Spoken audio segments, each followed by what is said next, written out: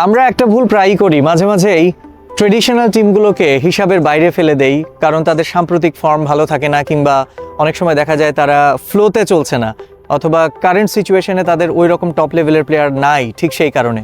কিন্তু সারপ্রাইজ বলতে একটা শব্দ আছে, সেটা তো আসলে তাদের জন্যই যারা কিনা সারপ্রাইজ করার ক্ষমতা রাখেন। আমি বলছি না ছোট দলগুলো এসে ডার্ক হর্স হিসেবে ওয়ার্ল্ড কাপ জিতে ফেললো, আমি বলছি সেই দলের কথা যেই দলটা আলোচনায় না থেকে হঠাৎ করে মার্কেট গরম করে ফেলতে পারে এবং আপনার অলক্ষ্যে ওয়ার্ল্ড কাপটা জিতে বাড়ি চলে যেতে পারে।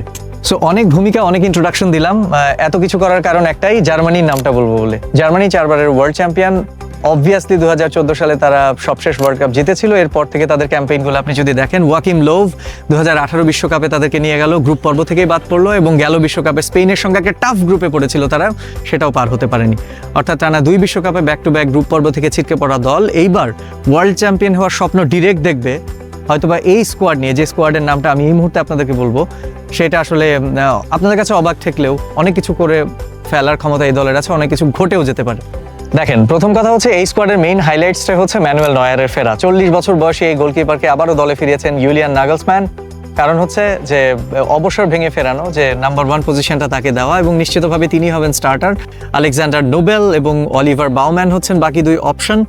Defence ভালডেমার Anton, Nathaniel brown, Pascal গ্রজ, ইয়োজুয়া কিমিশ, Felix মেচা, Alexander Pavlovich, David রাউম, Antonio Rudiger, Nicco শ্লটারব্যাক, Angelo Stiller.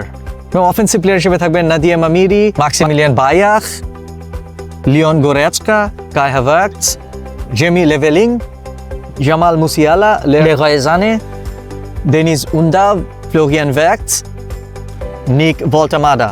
So জার্মানির সঙ্গে আলোচনায় যাবার আগে এই যে স্কোয়াডটা দেখলেন, একটু জাস্ট কম্পেয়ার করেন নামগুলো, ঠিক আছে? তাহলে হয়তো বা বুঝতে পারবেন কেন জার্মানিকে টপ কন্টেন্ডার হিসেবে রাখা যায় না। 2014 ওয়ার্ল্ড কাপ উইনিং টিমটার দিকেই দেখেন, Bastian শোনাস্টাইগার, Philipp Lahm, Thomas Muller, যে প্লেয়ারগুলো জার্মানির ব্যালেন্স দিত, তারা কিন্তু আসলে কেউই নাই সেখানে, ঠিক আছে? বাট ওয়ার্ল্ড কাপ জিততে গেলে যেই প্লেয়ারদের একটা ওজন লাগে, সেই ওজনের ঘাটতিটা আমার মনে হয়েছে এই টিমটার মধ্যে আছে। তবে ওই যে শুরুতেই একটা কথা বললাম, যখন দলটার নাম জার্মানি, তখন অনেক ইকুয়েশন, অনেক হিসাব, অনেক তত্ত্ব, অনেক থিওরি আপনাকে বাসায় রেখে আসতে হবে যখন মাঠে নামছেন। জার্মানি যখন খেলছে, অনেক বিগ টিম বা যারা ফেভারিটের তকমা নিয়ে এসছে, তাদেরও কিন্তু একটু হিসাব নিকাশ করে কথা বলতে হবে। এই ওয়ার্ল্ড কাপে আসার আগে তারা ফিনল্যান্ডকে 4-0 গোলে বিধ্বস্ত করে আসলো এবং ইউএসএর সঙ্গে 2-1 গোলে জিতেছে। USA is a good team. World কাপের কোয়ালিফাইং ক্যাম্পেইনে তারা প্রথম ম্যাচটা স্লোভাকিয়ার সঙ্গে হেরেছিল, এই ম্যাচে। এরপরে তারা সবগুলো ম্যাচে জিতেছে এবং লাস্ট ওই ম্যাচটা হারের পর থেকে তারা আনবিটেন বলা যায়। অর্থাৎ তাদের জার্নিটা লাস্ট কয়েক ম্যাচ ধরে বেশ স্মুথ। এবং ইউলিয়ান নাগলসম্যান, তিনি একটা সেট 11 ধরে খেলাচ্ছেন, খুব একটা লুকাচুপি করেননি যে আমি কাকে নেব না।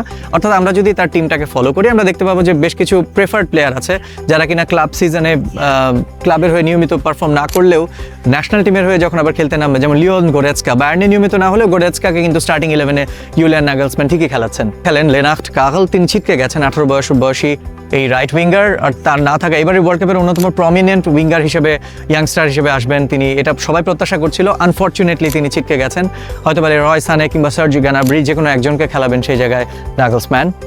একটু ডিফেন্স থেকে শুরু করা যাক। গোলকিপার থাকবেন Manuel Neuer, 2 centre back Nico Schlotterbeck এবং ইয়োনাথান টা, ডেভিড রাউম আরবি লাইপজিগের লেফট ব্যাক, এবং একই সঙ্গে ইয়োজুয়া কিমিশ, বায়ার্ন মিউনিখের ক্যাপ্টেন, তিনি রাইট ব্যাক হিসেবে স্টার্ট করবেন। আলেকজান্ডার পাভলোভিচ, তিনি থাকবেন ডিফেন্সিভ মিডফিল্ডার পজিশনে, এবং লিওন গোরেচকা, এই দুজন বলের সাপ্লাই দেবেন বায়ার্ন মিউনিখের অ্যাটাকে। একটু উপরে Jamal Musiala, number 10 central midfielder, attacking mindset wise তিনি দীর্ঘদিন দলের বাইরে ছিলেন। কি করতে পারেন এবারে সে, তা হয়তো বা দেখানোর অপেক্ষায় থাকবেন। কিছুটা ভালো শেপ তিনি ফিরে পেয়েছেন, পুরো ছন্দে উঠে গেলে Jamal Musiala can be dangerous. Left সাইডটায় আমরা দেখবো ফ্লোরিয়ান ভার্টসকে। ভার্টস কিন্তু লিভারপুলের হয়ে খুব একটা দারুণ সিজন পার করেননি, এবং ওইখানে তার খেলার যে ধরন, ভার্টস লিভারপুলের হয়ে যেই কাইন্ড অফ ফুটবল তিনি খেলে যাচ্ছেন, তা কিন্তু আসলে কোয়েশ্চেনেবল। তবে জার্মানির সিস্টেমে নাগলসম্যানের সঙ্গেই ফ্লোরিয়ান ভার্টস, তিনি কিন্তু চমৎকারভাবে মানিয়ে নিয়েছেন, এবং জার্মানিতে তার গোল, অ্যাসিস্ট, সবশেষ ওয়ার্ম আপ ম্যাচগুলোতেও তিনি গোল করলেন। সুতরাং আমরা বলতে পারি যে ফ্লোরিয়ান ভার্টস এবং জামাল মুসিয়ালা, এবং আপ ফ্রন্টে আমরা দেখবো যে ইদার কাই হ্যাভার্টজ এবং অথবা নিক ভলটামারা, এই দুজনের মধ্যে একজনকে পিক করবেন নাগলসম্যান। বিগ ম্যাচের ইম্প্যাক্ট হিসেবে আমরা দেখব কাই হ্যাভার্টজ তিনি স্টার্ট করতে পারেন। নিউক্যাসলের হয়ে সিজনের শেষ ভাগটা নিক ভলটামারার খুব একটা ভালো যায়নি, তার আগ পর্যন্ত তিনি কিন্তু শুরুটা করেছিলেন দারুণ। সব কিছু মিলিয়ে জার্মানির ফরওয়ার্ড লাইন নিয়ে খুব একটা চিন্তা হওয়ার কথা না গোল স্কোরিংটা, যদি তাদের মিডফিল্ড এবং ব্যাক লাইন থেকে খুব একটা ভালো সাপোর্ট তারা পেতে থাকে। তবে লাস্ট 2 ওয়ার্ল্ড কাপে গ্রুপ থেকে এক্সিট নেওয়ার কারণে জার্মানির ফ্যানদের মধ্যে একটা ভয় অবশ্যই কাজ করবে, আর তাদের স্কোয়াডেও ডেপথের প্রশ্ন তো আছেই। গ্রুপ পর্যালোচনা করলে দেখি জার্মানির গ্রুপে আছে কুরাসাও, তুলনামূলক সহজ প্রতিপক্ষ, তবে আইভরি কোস্ট এবং একুয়াদর এরা কেউই কিন্তু সহজ প্রতিপক্ষ না। অর্থাৎ গেল দুবার গ্রুপ পর্ব থেকে বিদায় নেওয়ার যে ভয়টা জার্মানদের ছিল, সেই ভয় উতরে এবার যদি এই 2 অপোনেন্টকে হারিয়ে তারা যদি জায়গা করে নিতে পারে নকআউটে, অবশ্যই ফার্স্ট পজিশনটায় চোখ থাকবে জার্মানিতে। তবে চ্যাম্পিয়নশিপ সেটা লাকের ব্যাপার, হতে পারবে কিনা সময় বলবে। তবে আমি বিলিভ করি টপ 5 এর মধ্যে জার্মানি না থাকলে one of the World Cup contenders তো নিশ্চিতভাবেই।